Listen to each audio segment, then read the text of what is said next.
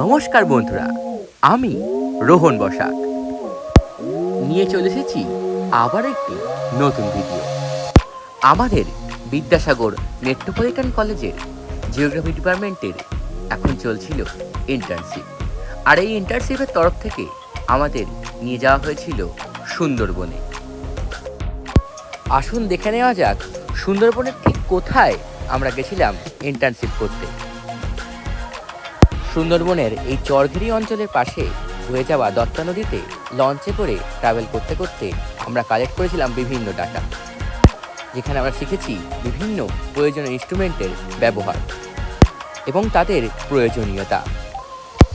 আর সুন্দর এই সফরে আমরা শুধু শিখিনি, আমরা দেখেছি, আমরা অনেক কিছু ভালো মন্দ খেয়েওছি। প্রতিদিনের বিভিন্ন সময়ে ছিল বিভিন্ন রকমের সুন্দর খাবার, কখনো বা লঞ্চে, আবার কখনো বা হোটেলে।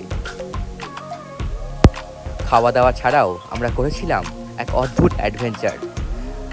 এক হাঁটু কাদার মধ্যে দিয়ে আমরা হেঁটেছিলাম গাছ পোঁতার জন্য, ম্যানগ্রোভ গাছ। আর আমাদের এই অ্যাডভেঞ্চারপূর্ণ পুরো সফরটাকে আমি দুটো খণ্ডে ভাগ করে নিয়েছি, যার প্রথম খণ্ডটি হলো এটা। তাই সম্পূর্ণ সফরটি ভালোভাবে দেখতে আমার পুরো ভিডিওটি সম্পূর্ণ দেখো। তাহলে আর দেরি না করে শুরু করা যাক আজকের ভিডিও। এখন বাজে সকাল 7টা, আর আমি পৌঁছে গেছি শিয়ালদা স্টেশনে। রাজুদার পকেট পরোটা না খেয়েই এম স্যারের ডাকে চলে আসতে হলো প্ল্যাটফর্মে, কারণ এখান থেকে ক্যানিং লোকাল ধরে আমরা যাব ক্যানিংয়ে। সেখান থেকেই আমরা পৌঁছাতে পারবো সুন্দরবন।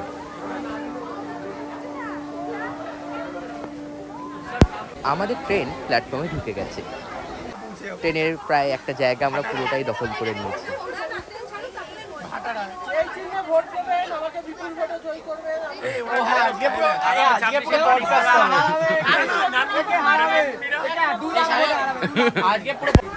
এখানে বসে আমরা করছিলাম বিভিন্ন মজা, আর মজা করতে করতেই আমরা পৌঁছে গেলাম ক্যানিং স্টেশনে।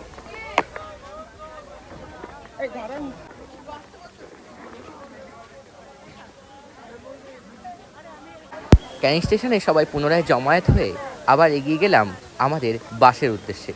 আমরা হলাম টোটাল 80 জন, তাই আমাদের জন্য দুখানা বাস বুক করা হয়েছিল।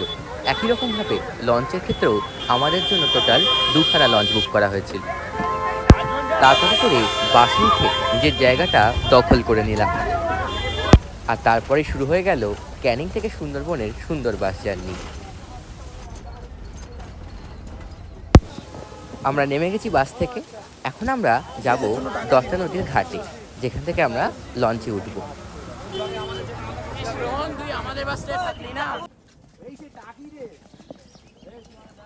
এটাই হলো ঘাট, আর এখানেই আসবে আমাদের লঞ্চ, যেখানে আমরা গ্রুপ অনুযায়ী উঠে পড়ব। এই হলো আমাদের দুটি লঞ্চ। লঞ্চে উঠে প্রথমে নিচে ঢুকে নিজেদের লাগেজগুলোকে রেখে একটু বসবো। তাহলে চলো যাওয়া যাক নিচে।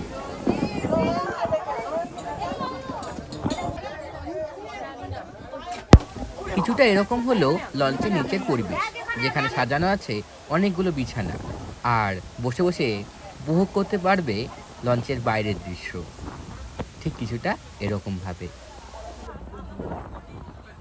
এবার আমরা ওপরে উঠে আগে ব্রেকফাস্টটা সেরে নেব, আর তারপরে শুরু হয়ে যাবে আমাদের ইন্টার্নশিপের পড়াশোনা এবং বাকি সমস্ত কাজ। কিছুটা এরকম হলো লঞ্চের ওপরের দৃশ্য।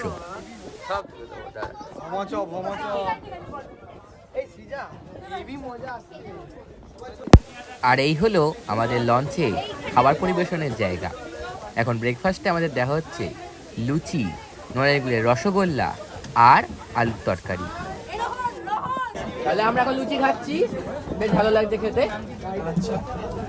সাথে আছে নড়াইগুলের রসগোল্লা। আমাদের বন্ধুরা দুটো আলাদা লঞ্চে ভাগ হয়ে গেল, দুটো লঞ্চ করে চলছিল একেবারে একসঙ্গেই।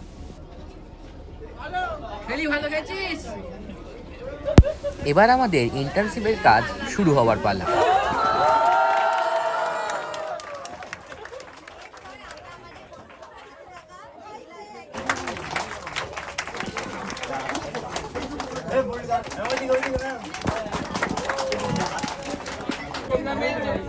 ওরিয়েন্টেড স্টাডি আজকে থেকে শুরু হচ্ছে, আজ এবং আগামীকাল। সেখানে কতগুলো যেগুলো আমরা আধুনিক পদ্ধতি ব্যবহার করব। হ্যাঁ, জিও হাইড্রোলজিক্যাল স্টাডি, সুন্দরবনের নদী নালা অঞ্চলের নদীর জলের গভীরতা, তার সঙ্গে তার সুন্দরবনের চারিদিকে যে ইকোসিস্টেম, বিশেষ করে ম্যানগ্রোভ ফরেস্ট রিজিয়ন, তাদের যে ইন্টারাকশন, সেই সঙ্গে সঙ্গে কিছু সেডিমেন্টের বিষয়গুলো আমাদের আলোচনার মধ্যে আসবে। সেডিমেন্টেশন কিভাবে হচ্ছে, ফলে ভবিষ্যতে ধরো সুন্দরবন অঞ্চলে যেখানে নদী পাড়ের ভাঙন একটা বড় সমস্যা, সেই ভাঙনগুলো কেন ঘটছে তোমরা যেতে যেতেই দেখতে পাবে। আমরা পরে এগুলো সন্ধ্যাবেলা আবার ডিটেলস আলোচনা করব। এই বিষয়গুলো কিন্তু তোমাদের কাছে খুব ইম্পর্টেন্ট। এই বিষয়ে নিয়ে আজকালকার দিনে সবচেয়ে বেশি চর্চা হচ্ছে। এইগুলো যদি ভালোভাবে জানা থাকে, তাহলে আগামী দিনে তোমাদের এই ট্রেনিং প্রোগ্রামকে নিয়ে তোমরা কিন্তু অনেকখানি এগিয়ে যাবে। সুতরাং একটু সিরিয়াসলি চিন্তা ভাবনা করে কাজকর্ম করো, এনগেজড হও, জিনিসগুলো ভালোভাবে বোঝো, তবে দেখবে তোমরা খুবই উপকৃত।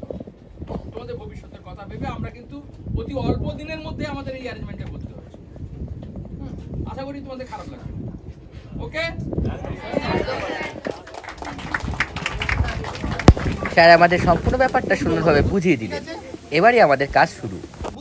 এবার আমাদের অয়ন স্যার প্রত্যেকটা ইনস্ট্রুমেন্টের ব্যবহার সঠিকভাবে শিখিয়ে দেবেন। আমরা ম্যাপে প্লট করব, বুঝতে পারছো? ম্যাপে সেগুলো প্লট করে তার ডিস্ট্রিবিউশনটা দেখাবো। এটাকে বলা হয় সোনার। এই সোনারের সাহায্যে আমরা কি করি? এই সোনারের পুরো কথা কি বলো? Sound navigation and ranging system. এবারে এখান থেকে will throw one particular sound over there. আমরা একটা সাউন্ড থ্রো করবো জলের, যে সাউন্ডটা জলের ভেতর দিয়ে ট্রাভেল করতে পারে, and interact with the river bed. River বেডের সাথে এটা কি করবে বলো? ইন্টারাক্ট করবে। এই ইন্টারাক্ট করার পর এটা আবার সাউন্ডটা ফেরত আসবে, এসে এইখানেই ধাক্কা খাবে। Interact with that particular portion only, and then they calculate the depth of that ball. And with the help of, at the same time, we will also collect the latitudinal and longitudinal information. এখানে reading দেবে।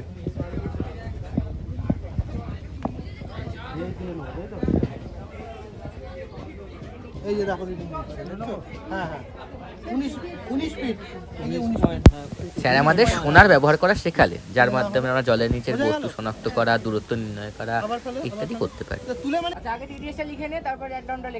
এখন আমি ব্যবহার করছি TDS metre, যার সম্পূর্ণ নাম total dissolved solids metre. এর মাধ্যমে আমরা জলের মধ্যে দ্রবীভূত কঠিন পদার্থের পরিমাণ নির্ধারণ করতে পারি, এবং আমরা আমাদের ফোনটাকেই জিপিএস যন্ত্র হিসাবে ব্যবহার করছি, যেখান থেকে আমরা ল্যাটিটিউড এবং লঙ্গিটিউডটাকে লিখে ফেলছি। কিছুটা এরকমভাবেই বিভিন্ন যন্ত্রকে হাতে কলমে নিয়ে আমরা ব্যবহার করা শিখেছি। তবে সব যন্ত্রের ব্যবহার এই ভিডিওতে দেখানো সম্ভব নয়, তাই সেগুলো বাদ দিলাম। এইভাবে টেবিলে বসে সবাই গ্রুপ অনুযায়ী ডাটা কালেক্ট করছিল। আমার টিডিএস মিটার ব্যবহার করা হয়ে গেছে, এবার অন্য কোনো যন্ত্রে ব্যবহার করতে এখানে এলাম। এখন ধরে কি কি ডেটা কালেক্ট করেছি? নাম্বার 1, ব্যাথোমেট্রির জন্য আমরা সোনার ডেটা ইউজ করেছি। সেই সোনারের সাহায্যে আমরা জলের গভীরতা ডেটা কালেক্ট করেছি। So we have already collected the information about the river depth as well as pollution. We have already collected the data of pollution, CO2 and all others. Along with, we have also collected anemometer, speed of wind speed. Now, going to our field, আমরা আমাদের লোকেশনে গিয়ে সেখান থেকে আরো বেশ কিছু data collect করব। কি আমরা সয়েলের ডেটা কালেক্ট করব, soil pH and soil temperature. So for that particular purpose, we will use that kind of instrument. This is soil measuring instrument, and here you need to just very simple and very easy instrument. এটার ব্যবহার আমরা কেন করব? এটার ব্যবহার আমরা এই কারণেই করব, এর সাথে সাথে আমাদের এই গোটা এলাকাটার জিপিএস, যেহেতু আমরা পয়েন্ট কালেক্ট করে বেড়াচ্ছি, সেই জিপিএস ডেটার সাহায্যে এই ডেটাটাও কালেক্ট করব। তাহলে সেই জায়গার সয়েলের পিএইচ, সয়েলের টেম্পারেচার, সয়েল স্যালিনিটি, এই সমস্ত ডিটেল ডেটাগুলো কালেক্ট করব। তাহলে স্যার আমাদের বললেন এই সয়েল মেজারিং ইনস্ট্রুমেন্টটা ব্যবহার করার জন্য আমরা একটা লোকেশনে নেমে আরও কিছু ইনস্ট্রুমেন্ট ব্যবহার করা শিখবো এবং আরও নতুন ডাটা কালেক্ট করব। তবে তার আগে মধ্যাহ্ন ভোজন সেরে নেওয়া যাক। এরকমভাবে ভিউ উপভোগ করতে করতে আমরা এখন খাবো। এরকম সুন্দর পরিবেশ উপভোগ করতে করতে বেশ ভালোভাবেই খাচ্ছিলাম দুপুরের খাবারটা। পদে ছিল ডাল, ভাত, তরকারি এবং মাছ। প্রত্যেকটা পদ ছিল বেশ ভালো খেতে।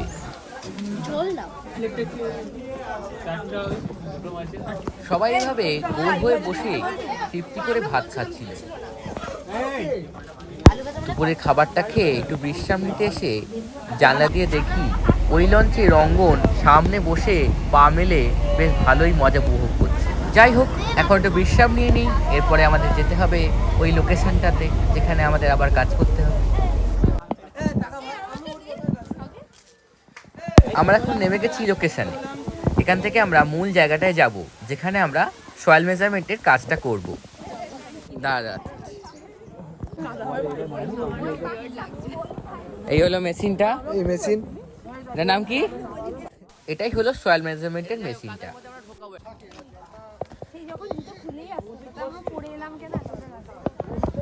কেমন লাগছে আপনাদের?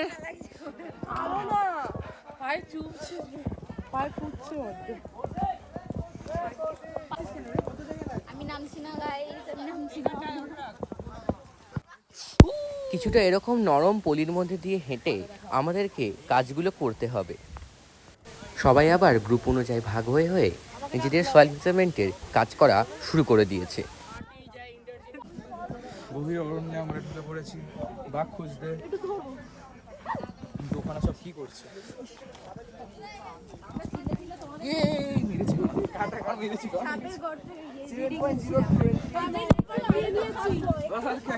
আমরা আবার আরো একটু ভেতরে গিয়ে ডাটা কালেক্ট করে আনলাম।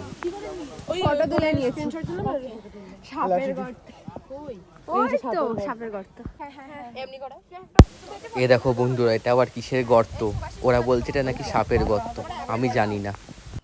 যাই হোক, এবার সয়েল মেজারমেন্টের মেশিনটা আমি হাতে পেয়েছি। তাহলে এবার আমি কিছু নিজে হাতে ডাটা কালেক্ট করে দেখি কীভাবে করতে হয়। মেশিনটার দুটো ডাঁটির মতো অংশটাকে মাটির ভেতরে ঢোকানোর পর সুইচটা টেপা মাত্রই আমরা সব ডাটা পেয়ে যাব। সেগুলোকে খাতায় নথিভুক্ত করে নিয়ে ল্যান্ডলকটা লিখে নিলেই কাজ হয়ে গেল। এরপর স্যার আমাদের গাছের হাইট মেজারমেন্ট করা শেখাচ্ছিলেন। তার জন্য গাছে উঠে হাইট মেজারমেন্ট করতে হবে। কিছুটা এভাবেই বাকিরাও চেষ্টা করছিল এবং তারা করতেও পারছিল। কালকে আমরা কাদার মধ্যে হেঁটে ম্যানগ্রোভ গাছ পুঁতে আসবো, সে বিষয়ে স্যার আমাদের কিছু বলছিলেন। গাছগুলো যেমন আমি মাপলাম, পরে বা কখনো এসে তোমাদের গাছগুলি হয়তো আমরা মাপবো কত বড় হয়েছে। প্রত্যেকে দিয়ে এটা কিন্তু আমরা ফেলে রাখবে না, কারণ পরে আমরা কালেক্ট করে তোমরা আফসোস হবে। প্রত্যেকে গ্রুপ ক্যাপ্টেনকে 12 টাকা বা 24 টাকা বা যে জটা গাছ লাগাতে কন্ট্রিবিউট, প্রকৃতির জন্য কন্ট্রিবিউট করতে সেটা লাগে, পরের দিন সেই গাছগুলো আমরা হাতে করে লাগাবো। ঠিক আছে? তো এইরকম করে গাছগুলো আস্তে আস্তে বড় হবে। হ্যাঁ, দিতে পারবো অবশ্যই। ল্যাট লং দিয়ে গাছের নাম দিয়ে দেবে। ঠিক আছে? তাহলে আমাদের এই লোকেশনের কাজ আপাতত শেষ। চলো এখন যাওয়া যাক। ভয় ভয় চয় মাউন্টেন ডিউ।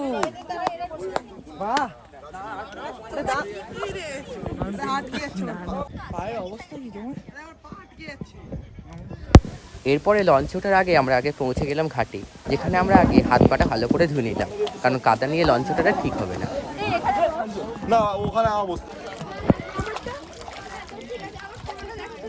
বেশ ভালো করে পা ধুয়ে আমরা আবার উঠে গেলাম লঞ্চে।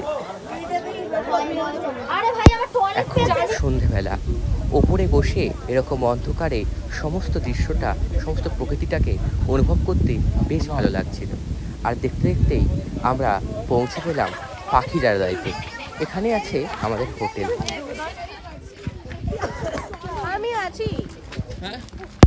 এই হলো আমাদের O2 রিসর্ট, এখানেই আমরা থাকবো।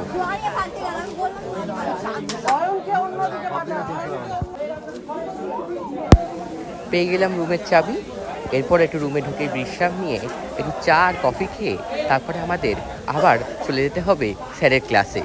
আমাদের এখানে অডিটোরিয়াম রুম বুক করে সেখানে ক্লাস করানো হবে। তাহলে চলো এবার ক্লাসে দেখা হচ্ছে। এবার স্যারেরা আমাদের এই প্রোগ্রাম সম্বন্ধে কিছু বলে আজকে ক্লাস শুরু করবেন।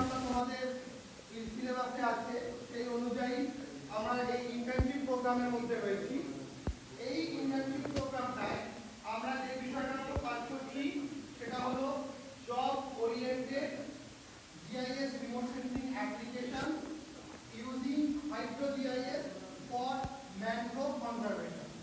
ম্যানগ্রোভ কনজারভেশনের জন্য যে আমরা উদ্যোগটা নিয়েছি আমাদের পূর্বাশা ইকো হেল্পলাইন সোসাইটির তরফ থেকে, তার সাথে আমরা সবাই মিলে একত্রিত হয়ে একটা গবেষণামূলক কাজে। ক্লাসের পর আমরা চলে এলাম রাতের খাবারটা খেতে। আজকে রাতে ভালো মন্দ কিছু রান্না হয়েছে, রাইস আর চিকেন কষা। দেখে তো আমার বেশ ভালোই লাগছে। তাহলে চলো আর দেরি না করে খেতে বসা যাক। আমার প্লেটে এখন পরিবেশন হচ্ছে গরম গরম ফ্রাইড রাইস, আর তারপরেই চলে এলো সুন্দর চিকেন কষা।